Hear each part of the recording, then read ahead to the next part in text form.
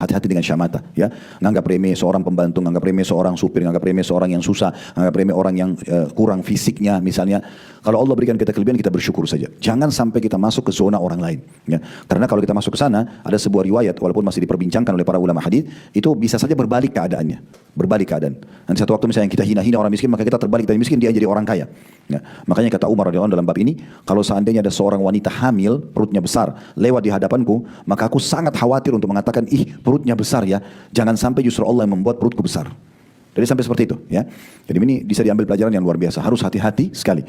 Allah berfirman, "Wa ma khalaqtul jinna wal insa illa liya'budun." Aku tidak menciptakan seluruh jin dan seluruh manusia di muka bumi ini kecuali satu saja tujuan, yaitu untuk beribadah kepada Aku atau mengabdi kepada. Itu tujuan kita ada di sini. Jadi kalau dalam Islam, Bapak Ibu sekalian, kita nggak punya tujuan lain. Kalau ada yang tanya gini, "Ustaz, apakah memang saya diciptakan ini untuk sholat?" Jawaban saya iya. Untuk puasa? Iya. Bakti sama orang tua? Iya. Untuk belajar? Iya. Terus semua yang positif yang agama perintahkan, puasa, zakat, haji dan umroh, jenguk orang sakit dan segala itu ya. Yang lain yang dilarang tidak boleh.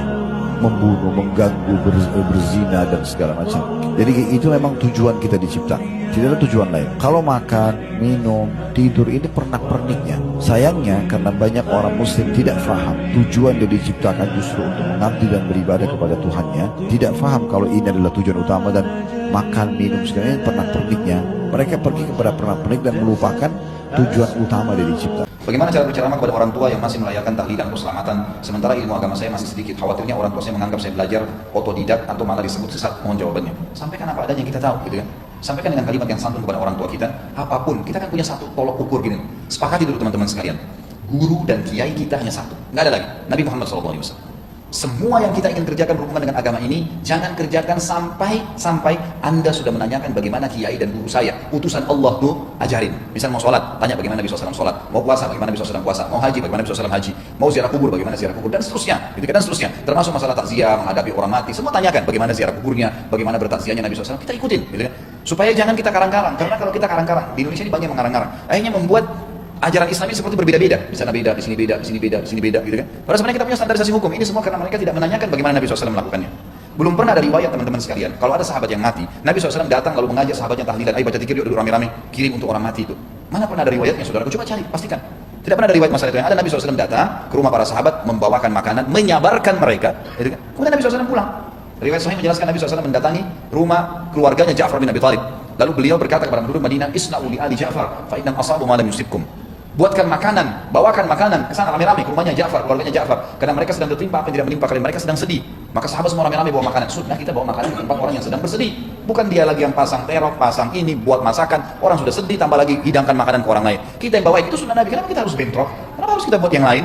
Nabi SAW waktu datang ke rumah Ja'far bin Abi Thalib, disebutkan dalam riwayat Bukhari, beliau mendoakan keluarga sambil mengatakan, "A'dhamallahu ajrakum." Semoga Allah lipat gandakan pahala kalian. Innalillahi ma a'ta wa lillahi ma akhadh. Sungguhnya milik Allah yang dia kasih dan milik Allah yang dia beri. Wa kullu syai'in bimiqdar, dan semua berputar sesuai dengan takdirnya. Lalu beliau menyabarkan, lalu beliau pulang dan beliau bertakziah selama 3 hari. Kita bukan sedang membahas tahlilan yang merupakan zikir, bukan masalah zikirnya.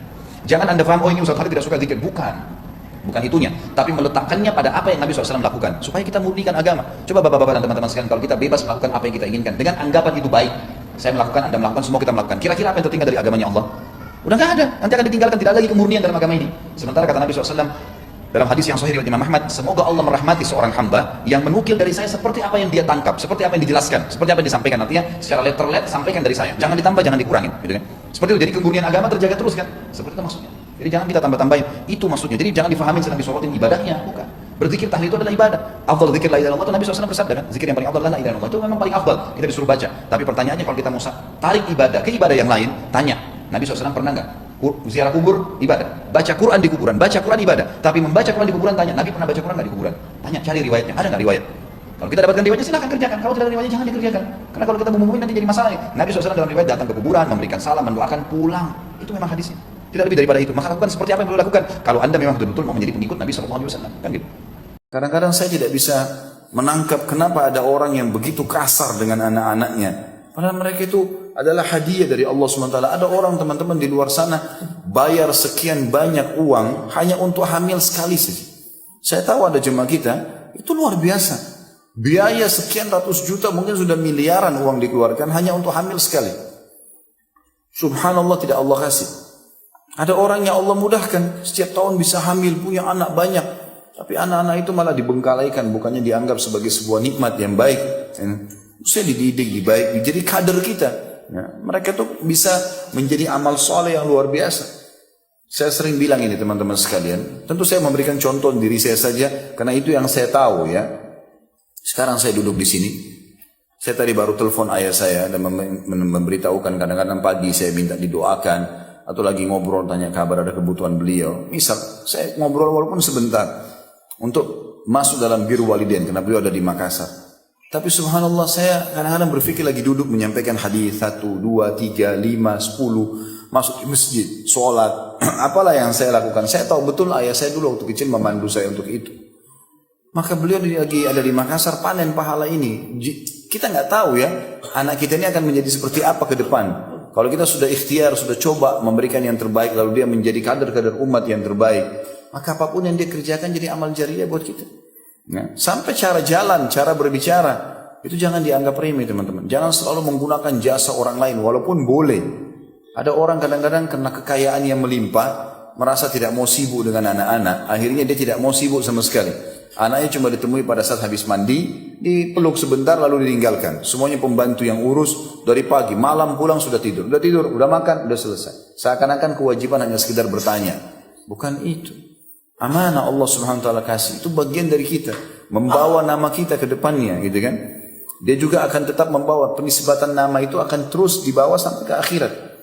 Sebagaimana Nabi SAW mengatakan, pilihlah nama-nama yang terbaik buat kalian karena kalian akan dipanggil dengan nama-nama kalian dan nama ayah kalian nanti pada hari kiamat. Ya, begitu juga pada saat meninggal dipanggil. Waktu malaikat bertanya ruhnya siapa ini, waktu dibawa ke langit, awal ruh kita keluar dari jasad, maka dikatakan ruhnya siapa ini? Maka malaikat akan berkata fulan bin fulan, dibawa namanya, bawa nama orang tua itu, gitu kan?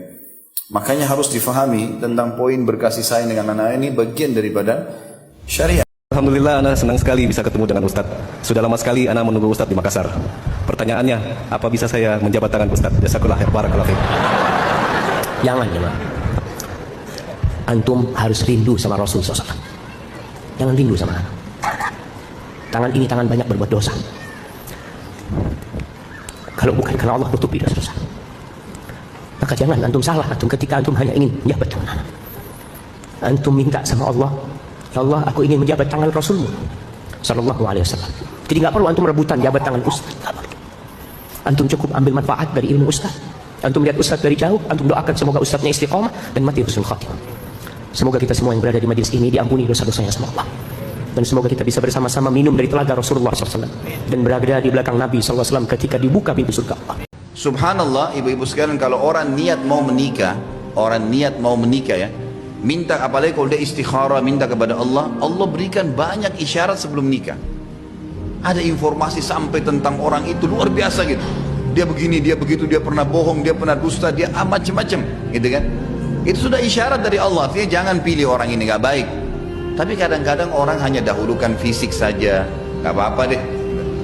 Nanti gampang. Nanti saya suruh istri saya pakai jilbab. Nanti. Ya jangan heran 10 tahun nikah gak mau pakai jilbab. Kenapa nggak nikah dari awal yang pakai jilbab? Yang menikah sama laki-laki yang dasarnya selingkuh itu ternyata dia sudah tahu laki-laki ini sebelumnya playboy memang. Udah memang gonta-ganti pasangan. Dia tahu pernah pacaran sama temannya, sama ini, sama itu. Dia tahu. Tapi dia menikah. Berarti konsekuensinya harus siap juga dia lakukan setelah nikah. Banyak ibu-ibu berharap, coba ya Ustadz, suami saya bisa begitu azan ke masjid. Coba ya bisa mengimami sholat tahajud bersama saya, bisa mengingatkan saya kalau salah. Permasalahannya memang suaminya gak punya background itu sebelum menikah. Bagaimana bisa berangan-angan sekarang? Sama juga laki-laki begitu, berharap istri saya ada yang di rumah ya, ngurus anak saya, ngurus saya, ini gak sibuk di luar. Tapi dia sebelum nikah gak cari wanita yang seperti dia harapkan itu.